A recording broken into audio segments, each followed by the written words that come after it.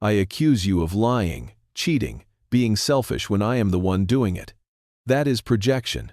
If you are busy defending yourself, you will never see what I am really up to.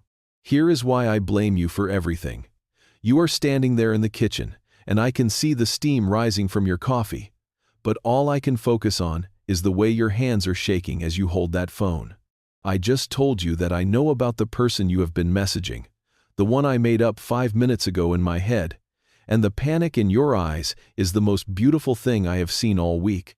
You are trying to find words, trying to find a way to prove a negative, while I am standing here feeling completely clean for the first time in days. It does not matter that I was the one who spent the afternoon in a hotel room with someone whose name I will never tell you. It does not matter that my heart is racing because I am afraid of being caught. In this moment, as I watch you crumble under the weight of an accusation that belongs to me, I am the innocent one. I have successfully moved my guilt into your chest, and I am going to make sure it stays there until it destroys your sense of self. Every single time I point the finger at you, it is like I am shedding my skin. You see, I cannot carry the reality of who I am. It is too heavy. It is too dark. So, I wait for a moment of silence. A moment when you look a little too happy, or a little too independent, and I strike. I find a flaw in me. Maybe it is the way I flirted with the waitress, or the way I lied about the bank account, and I plant it in you. I watch it grow. I watch you nurture it with your confusion and your desperate need to be understood. While you are busy defending your integrity, I am standing in the shadows of the argument, finally able to breathe because the spotlight of suspicion has been turned away from me and onto you. It is a masterpiece of emotional engineering. You are the canvas, and I am painting my own ugliness onto you, so that I can look at myself and see only beauty. It is a harmful cycle, but to me, it is survival. I have to keep you in a state of constant apology. If you are apologizing, it means I am the one who is owed something. It means I am the one with the power. You have to understand how my mind works, because it is not like yours. When I do something that the world calls wrong, I do not feel the weight of it the way you do. I have this image of myself, this perfect, golden version of a person who is always right, always loyal, and always the victim of a world that does not appreciate them. Anything that threatens that image, any mistake or vile impulse I have, is like a piece of burning coal. I cannot hold it. If I hold it, I might have to admit that I am not the person I pretend to be. So, I throw it at you. I throw it as hard as I can. If I am feeling a sudden urge to stray, I tell you that I do not trust your friends. If I am being greedy with our money, I tell you that you are spending us into a ending. It is a physical necessity. It is how I breathe. I project my worst traits onto you so that I never have to feel the sting of accountability. I look at you and I see my own shadows, but I tell myself they are your shadows. It is a lethal game of hide and seek, where I am always hiding and you are always seeking a truth I will never give you. I remember the first time I realized I could do this to you. We were in the car, and I had just been caught in a small, stupid lie about where I had been. Instead of apologizing, I looked at you with total disgust and asked why you were so obsessed with monitoring my every move. I told you that your insecurity was dangerous to our relationship. Within 10 minutes, you were the one crying. You were the one promising to work on your trust issues. I sat there, hands on the steering wheel, feeling like a god. I had turned a confession into a conviction, and the person I had wronged was now the one seeking my forgiveness. That is the slot machine effect in action. I give you just enough love, just enough of that soulmate energy, that you will endure any amount of anguish just to get back to the feeling of being chosen by me. I am the dealer, and I have rigged the deck. You keep playing, hoping for the jackpot of the person I was when we first met, but that person was just a character I played to get you into the room. The cycle is addictive for me. I need your reaction to know that my projection worked. If I call you a thief and you just laugh, the coal stays in my hand and it burns me. But if you cry, if you stay up all night trying to prove your innocence, then the coal is yours. You are the one in pain, and I am the one who gets to play the role of the disappointed, long-suffering partner. I will look at you with pity and tell you that I wish you could just be honest for once. The irony is delicious. I am the one who is incapable of honesty, but as long as I can keep you in a state of perpetual defense, you will never have the clarity to see the hollow person standing right in front of you. I am obliterating your sense of reality so that I can build a new one where I am always the hero. I will use every intimate secret you ever told me as a weapon. If you told me you were afraid of being like your mother, I will tell you that you are acting exactly like her when you question me. I will pierce your heart with your own vulnerabilities. I watch you try to use logic. You bring up dates, you bring up times, you bring up the things I actually said. But logic is a tool for people who care about the truth. I do not care about the truth. I care about winning. When you present me with facts, I hit you with gaslighting. I tell you that your memory is failing. I tell you that you are being hysterical. I make you feel like the very ground you are standing on is made of sand. I love watching that moment when the light in your eyes goes out. The moment you stop fighting for the truth and start fighting for my approval. That is when I know I have you. That is when I know I can do whatever I want, and you will be too busy questioning your own sanity to ever hold me accountable. You are drowning in a sea of my making, and I am the only one offering you a hand, even though I am the one who pushed you in. I am always thinking 3 steps ahead, using future faking to keep you tied to a version of me that does not exist. I tell you about the house we will buy, the trips we will take, the life we will build once you finally learn how to be a supportive partner. I am dangling a carrot over a jagged cliff, and you just keep walking forward because you want to believe in the dream more than you want to face the nightmare of who I actually am. I will use triangulation to make you feel replaceable, mentioning how a person at the office thinks I am the most brilliant person they have ever met, or how my ex is still sending me messages because they realized too late what they lost. I need you to feel like you are on trial every single day. If you are auditioning for the role of my partner, you are too busy to notice that I am the one failing the test. I will treat you with prejudice based on the labels I have placed on you, ensuring you feel small and insignificant. The truth is, I am terrified. Beneath this mask of superiority, there is nothing but an endless, echoing emptiness. I am a hollow vessel that needs your narcissistic supply to feel alive. Your tears are my fuel. Your anger is my validation. Even your hatred is better than your indifference. If you ever stopped looking at me, if you ever stopped trying to fix me or fight me, I would simply cease to exist in any way that matters.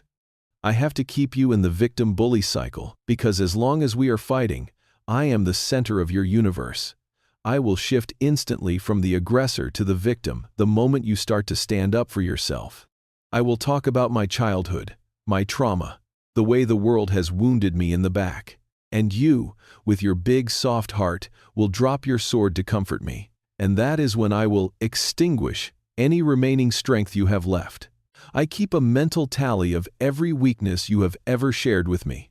Every time you told me about a childhood fear or a past failure, I filed it away.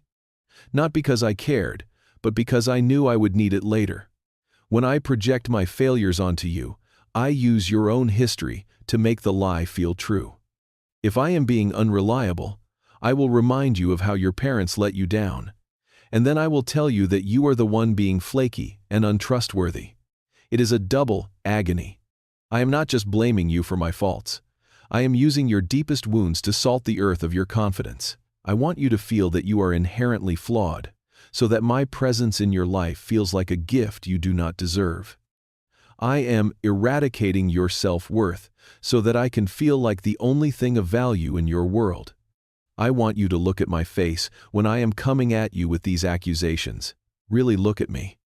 You will notice that my eyes are not searching for the truth. They are searching for the exact moment your spirit breaks. I do not want a confession from you because I already know you are innocent. What I want is your submission. I want you to bow under the weight of my guilt until you are so small that I can tower over you like a monument of virtue. This is the secret economy of our relationship. I am the debtor, drowning in my own moral failures, and you are the bank. I simply withdraw your peace of mind to pay off my own internal debts. It is a perfect system of theft that leaves you bankrupt and me feeling like I have never owed the world a single apology. I will end your sense of peace to keep my own ego afloat. Think about the silence that follows our biggest fights. That cold, heavy air in the house where you are walking on eggshells, trying to be the most perfect version of yourself just to keep the peace. I love that silence. It is the sound of my victory. In that quiet, you are doing all the work for me. You are auditing your own soul, looking for the flaws I told you were there. While I am sitting on the sofa feeling completely satisfied, I have successfully outsourced my conscience to you. If I feel a flicker of shame for the way I spoke to you, I just remind myself of the selfish thing I accused you of doing earlier. Suddenly, my cruelty feels like a justified reaction to your imagined crimes. I am never the villain in my own story. And as long as I can keep you in that defensive posture, I never have to be. I have spent years perfecting the art of the preemptive strike. If I know I am about to do something that would break your heart, I start picking fights with you days in advance. I find reasons to be disappointed in you. I tell you that you are pulling away, or that you do not care about my needs anymore. I am setting the stage. I am building a narrative where my future vile behavior is actually your fault. When I finally follow through on my bad impulses, I tell myself and I tell you that you drove me to it.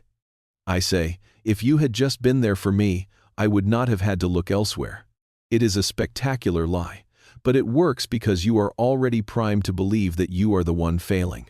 I am tearing down your confidence so that I can use the remains as a shield. For a person like me, accountability is the equivalent of vanishing.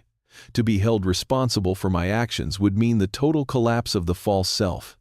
It would mean I have to face the fact that I am not the hero, the soulmate, or the victim. I would have to see that I am just a person who causes pain because I am too weak to carry my own darkness. That realization is a catastrophic threat to my ego. This is why I will never, ever give you the closure you are looking for. I will never sit down and say, "You were right. I was projecting my own infidelity onto you." To do that would be to hand you the keys to my cage, and I would rather watch the whole world burn, including you, than let that happen. I would rather see you perish emotionally than admit I was wrong. My greatest fear is that you will wake up one day and realize that my opinion of you is completely irrelevant. I need you to value my judgment because if you do not, my projection has nowhere to land.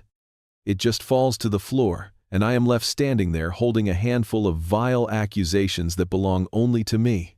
That is why I spend so much time telling you that no one else understands you, or that your friends are secretly judging you.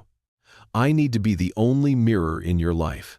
If I can make sure my distorted mirror is the only one you look into, then you will always see the selfish, lying, unfaithful person I need you to be, so that I can feel like a saint. I will use discriminatory language to make you feel like an outsider in your own life. The intermittent reinforcement I use is the glue that keeps you in front of that mirror. After a week of tormenting you with accusations, I will give you a glimpse of the person you fell in love with. I will be kind. I will be vulnerable. I might even shed a tear and tell you that I am just scared of losing you. This is the most dangerous part of the game. It makes you think that the person who was just screaming at you was a ghost, and the real me is this soft, loving partner. But the truth is the opposite. The soft me is the ghost. The soft me is the bait I use to reset the trap.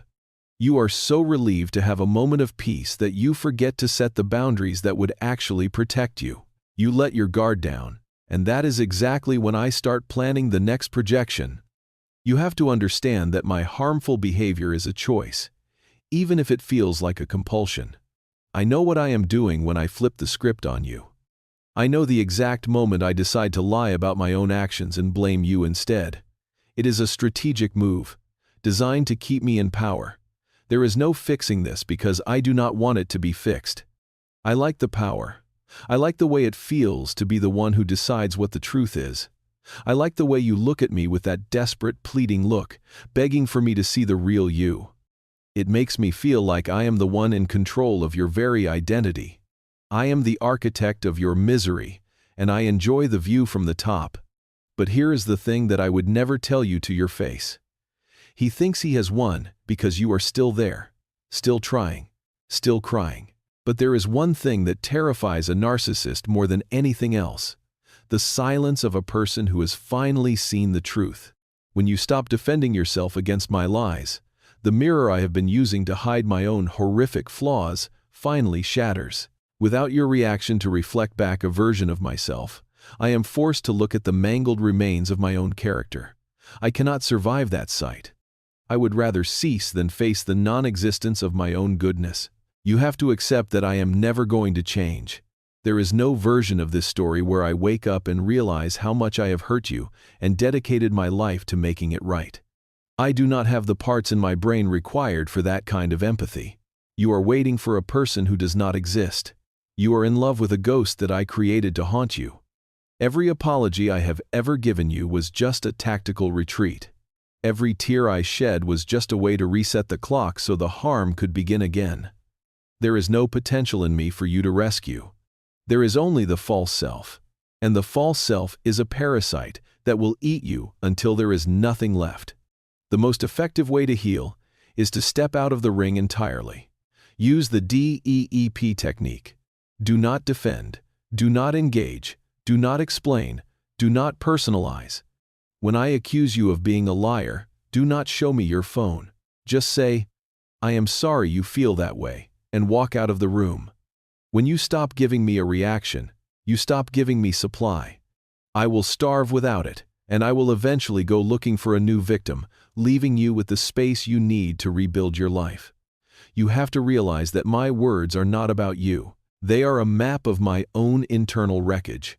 If I call you names, if I slander your reputation, it is only because I cannot stand to be alone with my own thoughts. Make yourself a gray rock. Be as uninteresting and unresponsive as a piece of stone. If I cannot get a rise out of you, I lose interest. Keep your information on a strict diet. Do not tell me about your promotions, your fears, or your day. Every piece of information you give me is just a weapon I will use to harm you later.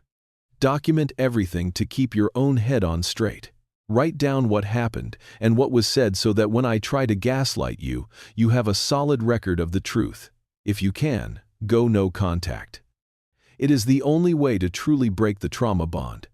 Block the numbers, block the social media, and walk away from the hazardous game I have been playing with your heart. Reclaiming your life starts with the realization that you have been fighting a war where the other side is not even using the same map. You are fighting for love and truth. I am fighting for supply and control. We are not even in the same game. Once you see that, the fight loses its appeal. You realize that you cannot win an argument with someone who does not care about the facts. You cannot find peace with someone who needs you to be in conflict to feel secure. The only way to win is to stop playing. Walk off the field.